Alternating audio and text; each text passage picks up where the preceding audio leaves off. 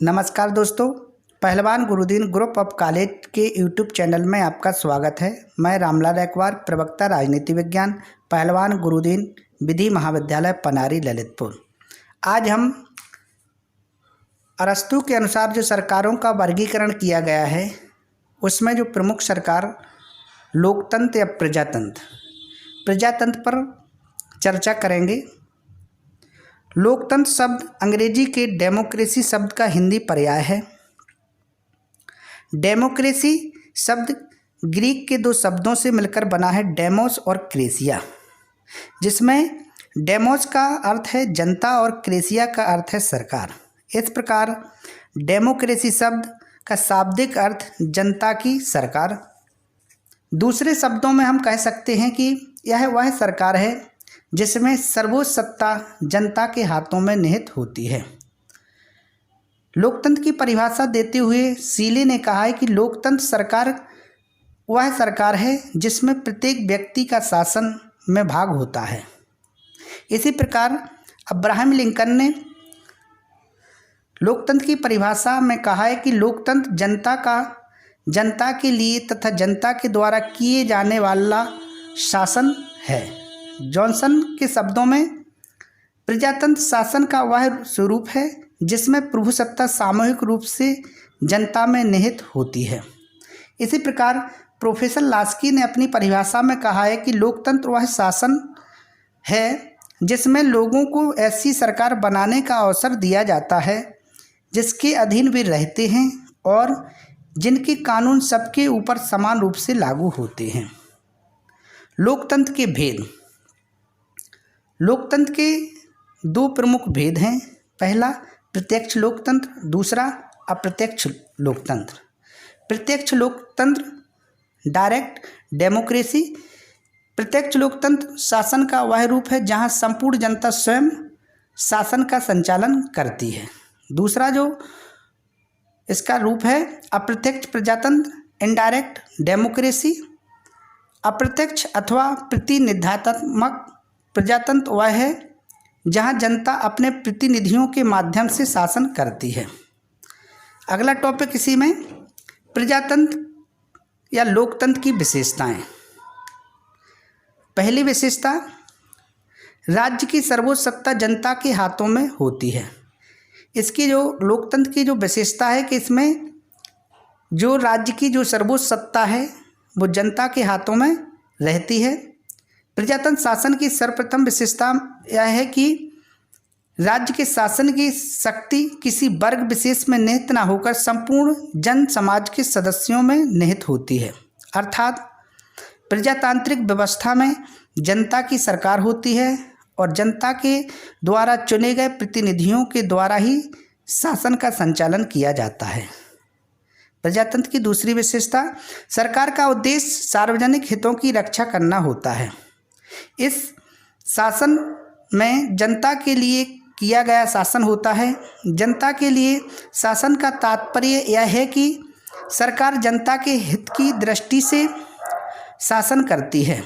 इस प्रकार प्रजातंत्र शासन प्रणाली की यह विशेषता है कि इस प्रणाली में जनता स्वयं प्रत्यक्ष एवं अप्रत्यक्ष रूप से अपने प्रतिनिधियों द्वारा किसी समुदाय या वर्ग विशेष के हित की दृष्टि से नहीं अपितु समष्टि रूप से जनता के हित की दृष्टि से शासन करती है। लोकतंत्र की अगली विशेषता है सरकार जनता के प्रति उत्तरदायी होती है। प्रजातंत्र शासन प्रणाली की यह विशेषता है कि जनता अपने प्रतिनिधियों को चुनेगी और देश में शासन का उत्तरदायित्व इन्हीं प्रतिनिधियों पर होगा।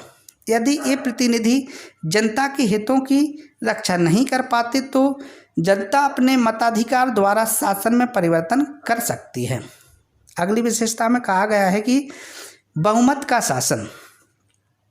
आधुनिक काल में लोकतंत्र का विश्वास वयस्क मताधिकार पर आधारित है। इस प्रकार जिसे बहुमत प्राप्त होता है वही शासन करता है।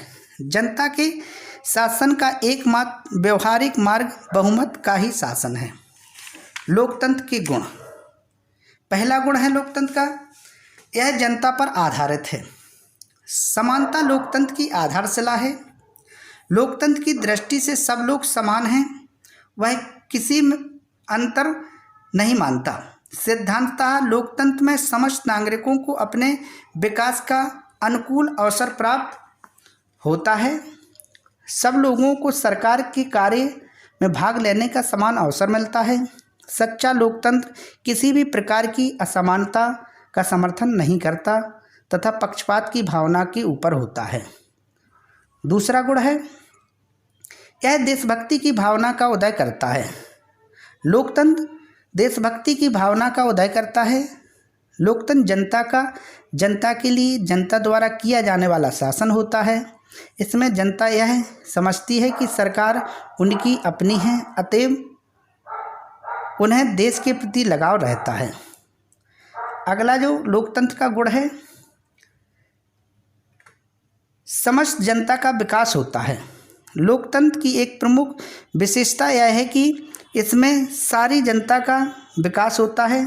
लोकतंत्र में लिंग, जाति, धर्म इत्यादि का भेदभाव नष्ट करके सारी जनता को अपने विकास का समान अवसर प्रदान किया जाता है। इस प्रकार लोकतंत्र व्यक्ति के सर्वांगीण विकास का सर्वोत्तम साधन है। लोकतंत्र के अगले गुण में लोकतंत्र योग्य तथा अनुभवी व्यक्तियों का शासन है। लोकतंत्र की एक अच्छा यह है कि इसमें शासन योग्य तथा अनुभवी व्यक्तियों द्वारा होता है। इसका कारण यह है कि निर्वाचनों में योग्य तथा विश्वासपात्र लोग ही सफलता पाते हैं। ऐसे लोग शासन लगन एवं ईमानदारी के साथ करते हैं। लोकतंत्र के दोषों में पहला दोष, अयोग्य व्यक्तियों का शासन। फ्रांस के प्रसिद्ध विचारक फेगुओ ने लोकतंत्र को अयोग्यता का पर्याय माना है। जिस राजनीतिक दल को व्यवस्थापिका में बहुमत प्राप्त हो जाता है वह सरकार बनाता है, परंतु सरकार बनाने वाले व्यक्तियों को उन्हें शासन का कोई व्यवहारिक तथा सही ज्ञान प्राप्त नहीं होता। इसका जो दूसरा दोष है, संख्या को प्रधानता। लोकतंत्र प्रणाली गुण की अपेक्षा संख्या को अधिक महत्व देती है। यह जनता के मतों की गिनती है किंतु उनका मूल्यांकन नहीं करती। लोकतंत्र के अगले दोष में इसमें अल्पमतों के हितों की उपेक्षा की जाती है। लोकतंत्र के आलोचकों का कहना है कि लोकतंत्र पूर्णतः बहुमत का शासन है। इसमें अल्पमतों के हितों की सर्वथा उपेक्षा होती है। बहुमत अपने दल और स्वार्थ के कारण सदा अल्पमत के हितों की उपेक्षा करता है। इस प्रकार लोकतंत्र अल्पमत के हितों की उपेक्षा करता है। लोकतंत्र में अल्पमत के हितों की पूरी सुरक्षा नहीं हो पाती है। अगला जो दोष है लोकतंत्र का, धनिकों का शासन, अर्थात जो धनिक वर्ग हैं उनका शासन। लोकतंत्र में शासन की बागडोर जनता द्वारा निर्वाचित व्यक्तियों के हाथ में रहती है। चुनाव वही व्यक्ति लड़ सकता है जो पैसा खर्च कर सकता है। चुनाव में एक उम्मीदवार का लाखों रुपए खर्च होता है। इसमें कभी कभी अयोग्य और भ्रष्ट व्यक्ति अपने धन के जोर से व्यवस्थापिका में पहुंच जाते हैं। इस प्रकार इसमें शासन की बागडोर धनी व्यक्तियों के हाथ में पहुंच जाती है जो किसी भी दृष्टि से उत्तम नहीं है। अगला जो दोष है, दलगत राजनीति का कुप्रभाव। राजनीतिक दलबंदी लोकतंत्र के प्रमुख आधार होता है। अतएव लोकतंत्र जनता का शासन न होकर दल विशेष का शासन हो जाता है। सत्तारूढ़ दल सदैव अपने दल का ही चिंतन करता है। शासक लोग अपने दल के हित के आगे देश और समाज के हित की उपेक्षा करते हैं। अगला जो दोष है, पेशेवर राजनीतिज्ञों का विकास। सिद्धांत में तो लोकतंत्र योग्य व्यक्तियों का शासन है किंतु व्यवहार में ऐसा नहीं दिखाई पड़ता। इस प्रकार के शासन में भ्रष्ट व्यक्ति राजनीति को अपना धंधा बना लेते हैं, अधिकाधिक संपत्ति अर्जन करने में लग जाते हैं। भारत में ऐसी ही प्रवृत्ति के लोग अधिकतर राजनीति में दिखाई पड़ते हैं। जय हिंद, धन्यवाद।